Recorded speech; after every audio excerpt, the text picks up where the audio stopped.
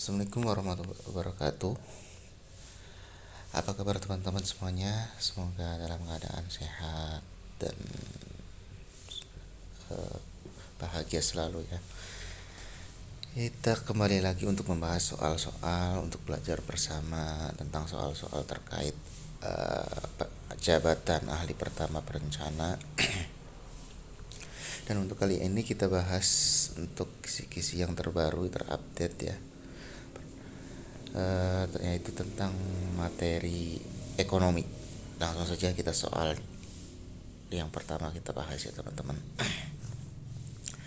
Setiap negara berusaha menambah tabungan nasional negaranya dalam bentuk devisa. Akan tetapi, tidak setiap negara dapat melaksanakannya. Apabila suatu negara mengalami kekurangan cadangan devisa, maka kebijakan yang dapat dilakukan adalah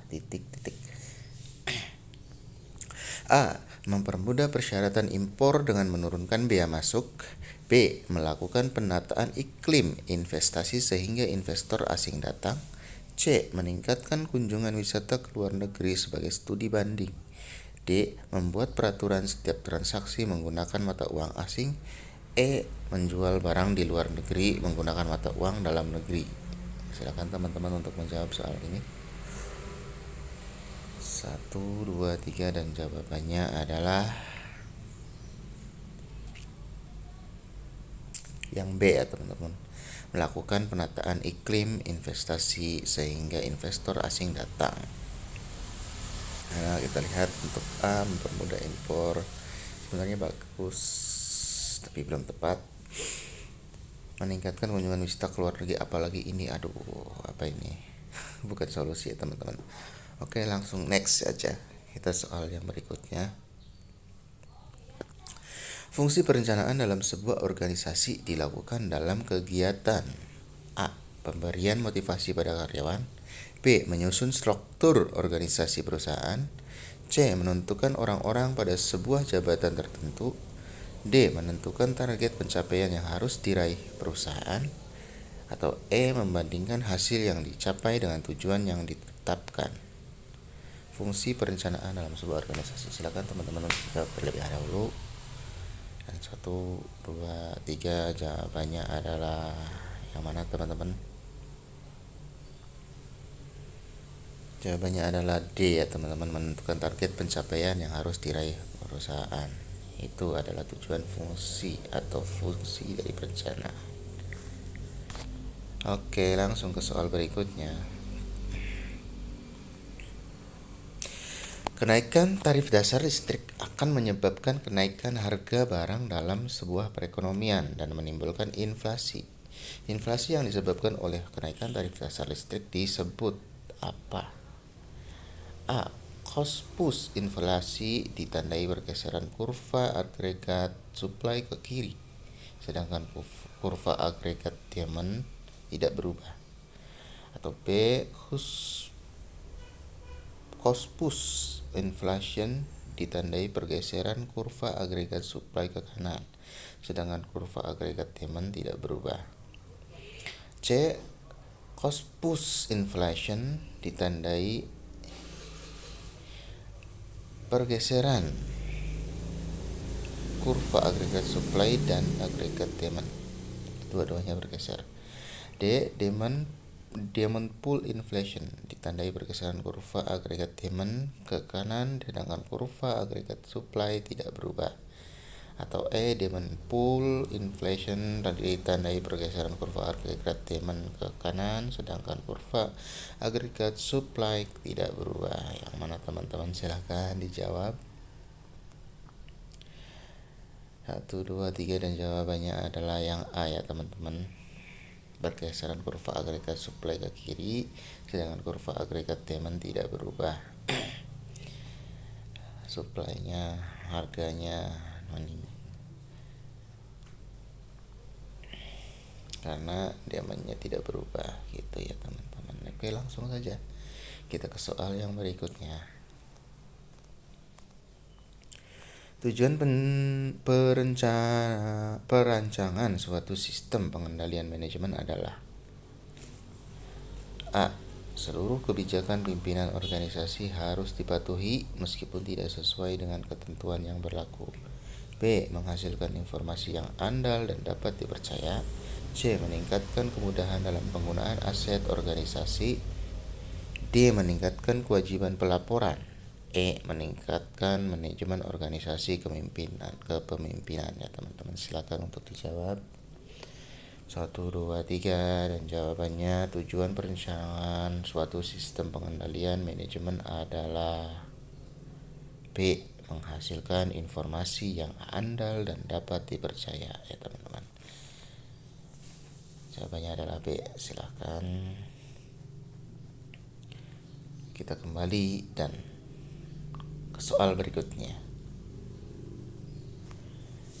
Dampak neraca pembayaran terhadap perekonomian suatu negara jika neraca pembayaran defisit adalah A. Negara terpaksa melepas cadangan devisanya untuk membayar ke luar negeri. B. Bekerja sama dengan Bank Dunia untuk mendapat bantuan dana tanpa bunga. C. Negara terpaksa mengubah struktur ekonominya ke arah perbankan. D. Negara berusaha menutupi dengan menambah utang luar negeri. E. Negara menjelaskan strategi investasi melalui utang luar negeri. Nah, silakan teman-teman untuk menjawab. Dan jawabannya adalah dampak neraca pembayaran yang defisit ya teman-teman, yaitu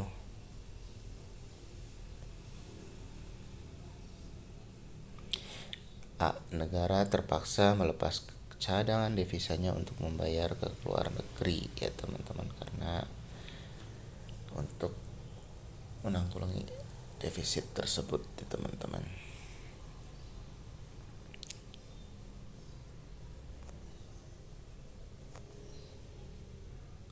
Oke, ke soal berikutnya. Perhatikan pernyataan berikut. Nomor 1, daur hidup produk. 2, situasi ekonomi. 3, penggunaan media online. 4, situasi pasar. 5, situasi lingkungan. Dari pernyataan di atas yang termasuk faktor utama yang menyebabkan terjadinya perubahan strategi dalam pemasaran e-commerce, yaitu A. 1, 2, dan 4, B. 1, 3, dan 5, C. 2, 4, dan 5, D. 3, 4, dan 5, atau E. 1, 2, dan 3 ya teman-teman. Dari pernyataan berikut, jawabannya yang mana? Silakan dijawab. Dan jawabannya adalah yang pertama, tentunya nomor 3 ya teman-teman, pengguna media online. Nomor 1, daur hidup produk. Dan situasi lingkungan. Jadi jawabannya adalah 1, 3, dan 5. 1, 3, dan 5 yaitu B teman-teman. Jadi jawabannya B. 1, 3, 5. Oke, ke soal berikutnya. Tantri, wirausahawan di daerah Sumatera. Tantri menjual berbagai souvenir dengan bentuk dan corak khas dari daerah tersebut. Akan tetapi Tantri bukan satu-satunya wirausahawan di wilayah tersebut, sehingga Tantri memiliki banyak saingan. Maka untuk mencapai peluang usaha yang baik, Tantri memerlukan titik-titik mencapai peluang usaha yang baik ya teman-teman. Jadi jawabannya ada A. Modal usaha. B. Perhitungan yang rumit. C. Kerja keras dan pengorbanan. D. Perhitungan laba rugi. Dan E. Perencanaan usaha yang baik. Silakan teman-teman jawab. 1, 2, 3. Untuk mencapai peluang usaha yang baik, maka Tantri harus punya perencanaan usaha yang baik. Jawabannya adalah yang E teman-temannya. Harus punya perencanaan yang baik. Modal usaha memang perlu perhitungan yang rumit, pasti kerja keras dan pengorbanan ya emang perlu, perhitungan laba rugi juga. Tapi dibalik itu semua, untuk mencapai peluang usaha kita harus yang baik, yang bagus. Kita harus mempunyai perencanaan yang baik gitu teman-teman ya. Oke, ke soal yang berikutnya. Suatu penyimpangan yang melangkahi prosedur pengendalian yang telah ditetapkan dengan alasan efisiensi dan pemberian pelayanan prima. Nah, ini agak jimat ya. A. Sama sekali tidak diperkenankan. B. Akan merusak tatanan organisasi. C. Harus didukung oleh pendokumentasian yang baik disertai persetujuan oleh pejabat yang berwenang. D. Tidak perlu didukung dengan pendokumentasian dan otorisasi pejabat yang berwenang. Atau E. Tidak memberi pelayanan yang prima. Silakan teman-teman untuk menjawab ya. 1, 2, 3 dan jawabannya adalah kalau ada suatu penyimpangan prosedur ya yang dengan alasannya untuk efisiensi dan pemberian pelayanan prima ya teman-teman. Berarti ini ada perubahan prosedur SOP ya. Harus C ya teman-teman, didukung oleh pendokumentasian yang baik disertai persetujuan. Itu yang paling penting, persetujuan oleh pejabat yang berwenang. Gitu ya teman-teman. Jadi jangan asal kita ambil keputusan sendiri gitu. Kita harus berkoordinasi dengan pejabat yang berwenang, misalnya di bagian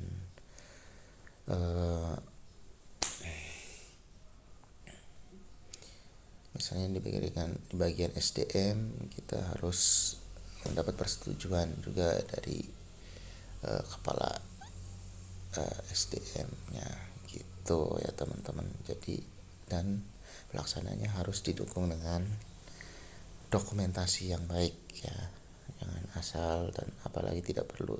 Ini sangat dibutuhkan ya teman-teman, karena harus dipertanggungjawabkan. Oke, next soal berikutnya. Yang dimaksud dengan pendokumentasian dalam standar rinci dari pedoman standar pengendalian intern adalah A. Transaksi-transaksi yang terjadi harus dicatat pada waktu yang tepat dan diklasifikasikan dengan benar. B. Transaksi harus diotorisasikan dan dilaksanakan oleh personil yang bertanggung jawab dengan benar. C. Kegiatan pemberian otorisasi, pemrosesan, pencatatan, dan review harus dilaksanakan oleh personil yang berbeda. D. Kejadian-kejadian yang terstruktur, menyeluruh, dan signifikan didokumentasikan dengan jelas dan dokumen tersebut harus tersedia pada saat yang diperlukan. Dan E. Kegiatan pencatatan yang terstruktur tanpa dilakukan oleh yang ahlinya. Yang jelas ini salah kaprah ya, tanpa dilakukan oleh ahlinya ini bukan suatu jawaban ya teman. Silakan untuk menjawab.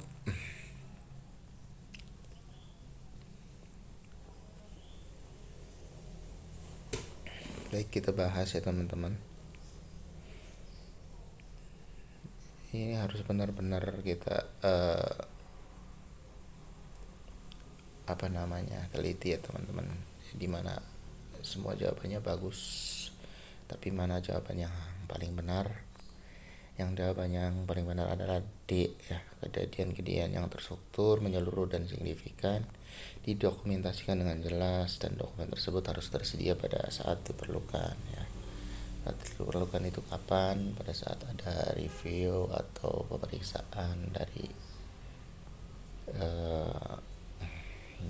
pejabat, dari kepala, dan juga dari pihak yang berkewajiban seperti badan pengawas dan lain sebagainya. Untuk jawabannya adalah yang C ya teman-teman.